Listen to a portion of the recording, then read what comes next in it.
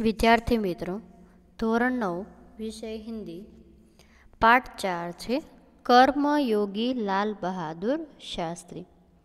कर्मयोगी लाल बहादुर शास्त्री જેમના લેખક છે શંકર દયાલ શર્મા, જે આ લેખકનો ફોટો છે। વિદ્યાર્થી મિત્રો, કર્મયોગી લાલ બહાદુર શાસ્ત્રી જેમના લેખક છે શંકર દયાલ શર્મા, જોઈએ આપણે। भारत के नौवे राष्ट्रपति कौन थे? आ प्रश्न तमने एक वाक्यनी अंदर पूछाई शके अथवा खाली जग्यानी अंदर पूछाई शके अथवा तो विकल्पनी अंदर पण पूछाई शके। तो भारत के नौवे राष्ट्रपति श्री शंकर दयाल शर्मा है। शंकर दयाल शर्मा का जन्म भोपाल मध्य प्रदेश में हुआ था। श्री शंकर दयाल शर्मा नो जन्म भोपाल मध्य प्रदेश में हुआ था।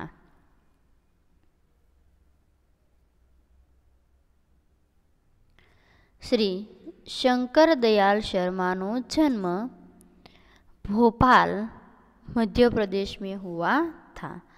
आपकी आरंभिक शिक्षा मध्य प्रदेश में हुई। आपकी आरंभिक शिक्षा मध्य प्रदेश में हुई। आगे की पढ़ाई आपने क्रमशः आगरा, इलाहाबाद तथा लखनऊ विश्वविद्यालय में थी।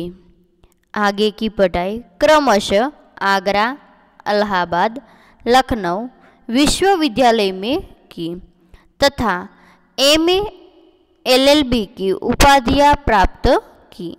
एमए तथा एलएलबी की उपाधियां प्राप्त की। बाद में कैम्ब्रिज, तत्पश्चात भारत लौटकर आप राजनीति में सक्रिय हुए। बाद में कैम्ब्रिज विश्वविद्यालय में पीएचडी की उपाधि अर्जित की और वहीं 1 वर्ष तक प्रवक्ता रहे। कैम्ब्रिज विश्वविद्यालय में पीएचडी ની ઉપાધિ પ્રાપ્ત કરી અને 1 વર્ષ સુધી ત્યાં પ્રવક્તા તરીકે કાર્ય કર્યું। तत्पश्चात भारत लौटकर राजनीति में सक्रिय हुए। विधायक और सांसद के रूप में आरंभ हुई आपकी राजनीतिक यात्रा राज्यपाल, उपराष्ट्रपति और राष्ट्रपति के सर्वोच्च पद पर जाकर समाप्त हुई। आरंभ विद्यालय और सांसद के रूप में आरंभ हुई आपके राजनीतिक यात्रा राज्यपाल, उपराष्ट्रपति, राष्ट्रपति के सर्वोच्च पद पर जाकर समाप्त हुई। हिंदी और अंग्रेजी दोनों भाषाओं में आपने अनेक पुस्तकें लिखी। हिंदी और अंग्रेजी दोनों भाषाओं में आपने अनेक पुस्तकें लिखी, जिनमें से कुछ इस प्रकार है। देशमणि, हमारे पथ प्रदर्शक, प्रतिष्ठित भारतीय तथा हमारे चिंतन की मूल धारा। જોઈએ આગળ।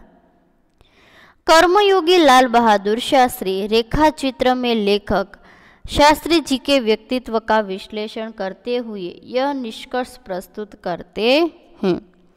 कर्मयोगी लाल बहादुर शास्त्री जी रेखाचित्र, आ पाठनो प्रकार कयो छे तो रेखाचित्र। लेखक शास्त्री जी के व्यक्तित्व का विश्लेषण करते हुए निष्कर्ष प्रस्तुत करते हैं। अपनी कर्मठता के गुण के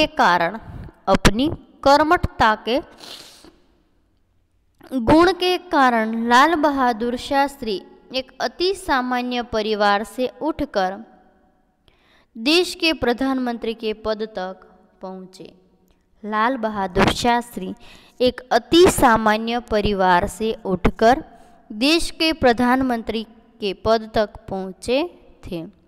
वे कर्म को ही ईश्वर मानते थे।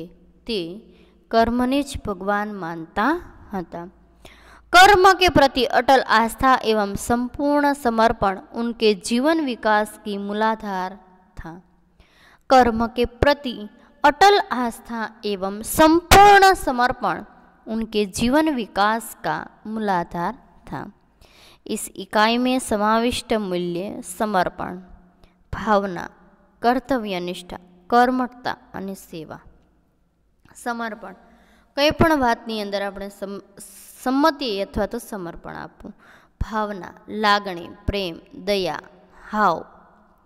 કર્તવ્યનિષ્ઠા તો ફરજ, કર્મઠતા તો કર્મ કે અનુસાર, અને સેવા તોમાં કોઈ પણ જાતનો ભાવ રાખ્યા વગર સેવા કરવી. વિદ્યાર્થીઓ, આપણે પાઠનો સાર જોઈએ.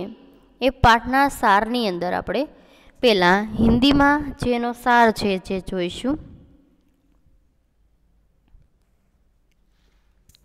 लाल बहादुर विषय प्रवेश જોઈએ પહેલા.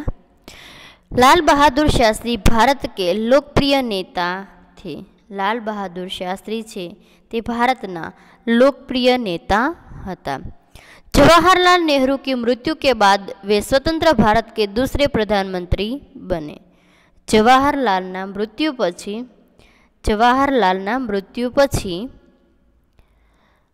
स्वतंत्र भारतना बीजा प्रधानमंत्री तरीकेનું पद મળ્યું.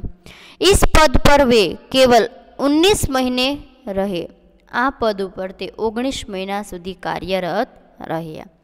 इस दरमियान देश कठिन परीक्षा की घड़ी से गुजरा. इस दरमियान પછી देश છે એ कठिन परीक्षाની અંદર પસાર થયો. पाकिस्तान ने भारत पर आक्रमण कर दिया. भारतीय सेनाओं ने उसका मुंहतोड़ उत्तर दिया.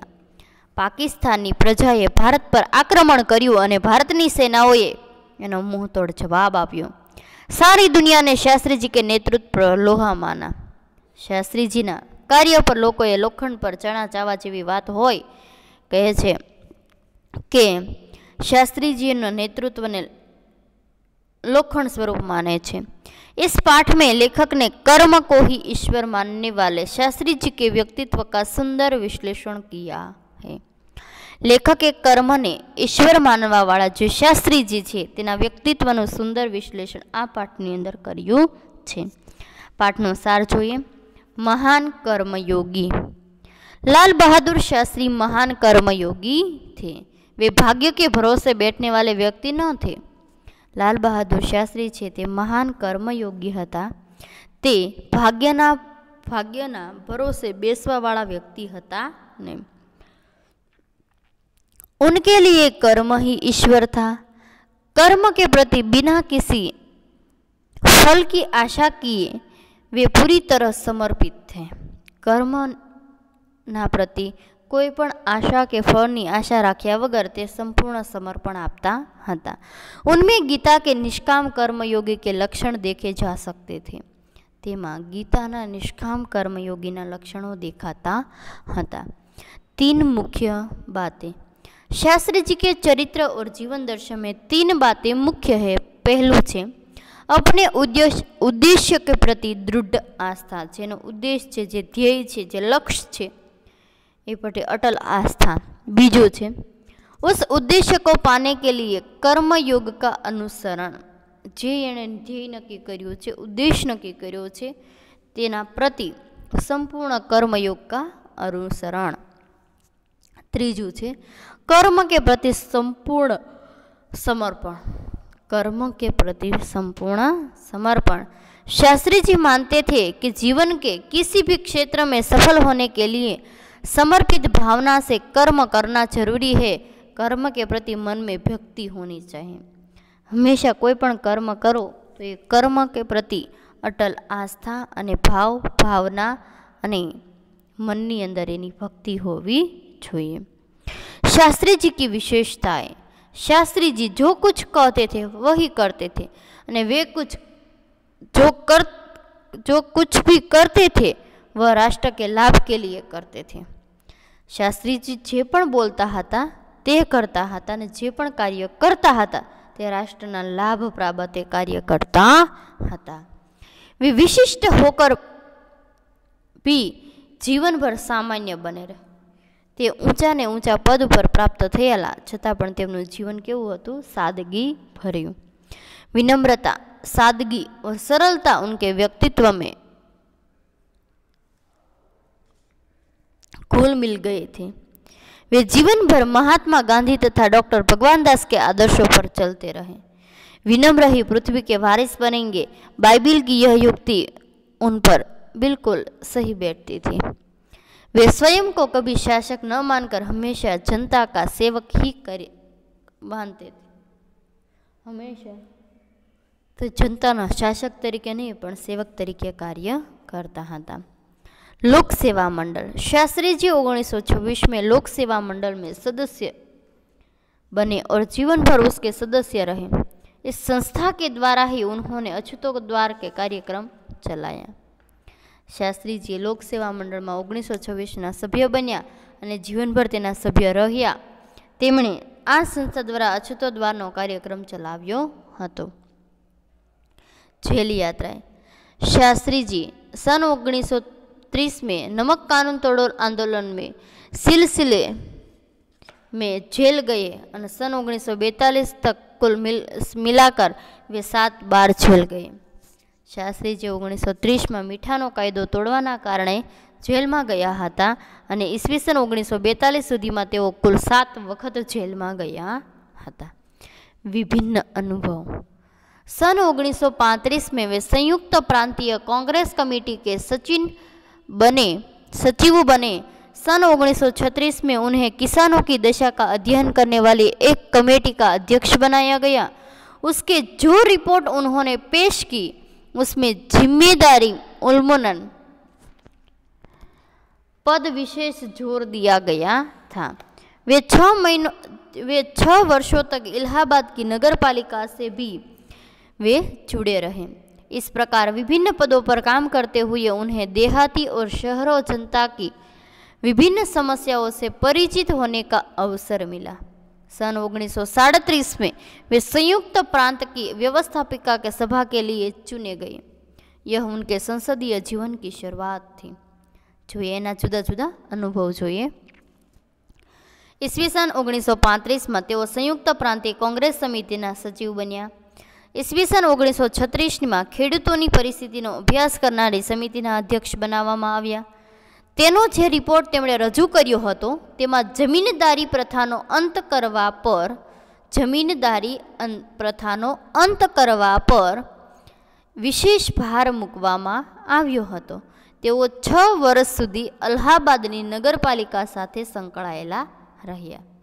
જુદા જુદા પદ પર રહીને કાર્ય કરતી વખતે તેમણે ગ્રામીણ અને શહેરી જનતાની જુદી જુદી સમસ્યાઓથી માહિતગાર થવાનો અવસર મળ્યો। ઈસવીસન 1937 में તેમને સંયુક્ત પ્રાંતની વ્યવસ્થાપિકા સભાને ચૂંટવામાં આવ્યા। આ રીતે તેમણે સંસદીય જીવનની શરૂઆત કરી। स्वतंत्रता के बाद देश की स्वतंत्रता के बाद वे उत्तर प्रदेश तथा केंद्र सरकार के विभिन्न पदों पर रहे। केंद्रीय मंत्री के रूप में उन्होंने परिवहन, संचार, वाणिज्य, उद्योग तथा गृह मंत्रालय की जिम्मेदारी संभाली। देश ने स्वतंत्रता मળી ત્યારે उत्तर प्रदेश और केंद्र सरकारना जुदा जुदा पदों पर कार्य कर्યું। केंद्रीय मंत्री तरीके तेमणे परिवहन, संचार, वाणिज्य उद्योग तथा गृह मंत्रालय की जवाबदारीओ संभाળી। हर पद पर कर उन्होंने अपनी प्रशंसकीय क्षमता का परिचय दिए। दरेक पद पर रहीने तेमणे पोतानी शासकीय क्षमतानो परिचय आप्यो। उनका दृष्टिकोण अत्यंत व्यावहारिक होता था। 19 महीनों तक प्रधानमंत्री के पद पर रहते उन्होंने उल्लेखनीय सफलता और लोकप्रियता प्राप्त की। તેમનો દૃષ્ટિકોણ અત્યંત વ્યાવહારિક હતો। 19 માસ સુધી પ્રધાનમંત્રીના પદ તક પહોંચીને અને ઉલ્લેખનીય અને સફળતા અને લોકપ્રિયતા પ્રાપ્ત કરી। संदेश। शास्त्री जी कहते थे कि आपका कर्म क्षेत्र कोई भी हो, सबसे पहले आप देश के नागरिक हैं। शास्त्री जी कहता था तमारू कर्म क्षेत्र गमे ते होय, सौथी पहला तमे देशना नागरिक छो। संविधान ने आपको कुछ अधिकार दिए हैं। संविधान ने तमने केटलाक अधिकारों आप्या छे, तो कुछ कर्तव्य भी सौंपे हैं, तो केटलाक कर्तव्यों पण सौंप्या छे। आपको जो स्वतंत्रता मिली है उसका उपयोग देश और समाज के हित में होना चाहिए। તમને જે સ્વતંત્રતા મળી છે તેનો ઉપયોગ દેશ અને સમાજના હિત માટે કરવો જોઈએ। તો વિદ્યાર્થી મિત્રો, આ પાઠનો સાર હતો। હજી પાઠની શરૂઆત કરવાની બાકી છે। ધન્યવાદ।